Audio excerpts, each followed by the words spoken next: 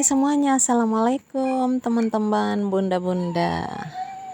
Eh, Kali ini aku dan family lagi ada di Lego Makassar. Di sini terdapat banyak kuliner. Kali ini kita makan ayam geprek dulu. Besok-besok nggak tahu. Ayam gepreknya nih ada kerupuknya teman-teman ya, ada kerupuknya, terus ada timun. Tahu nggak teman-teman, di Lego ini wow, malam hari tambah aneh, tambah makin ramai ya malam harinya.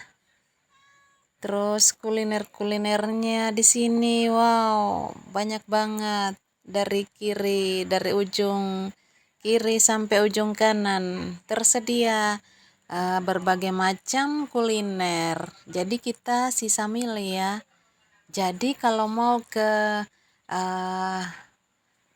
Masjid Kubah Makassar, jangan ragu, kalian tidak akan kelaparan karena di sini banyak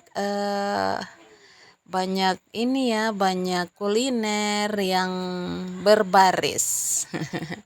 Berbaris kuliner kok berbaris ya.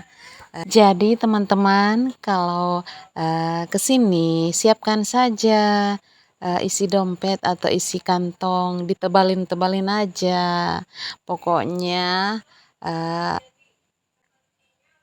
kalian mau makan ini itu ya dicari aja di sini.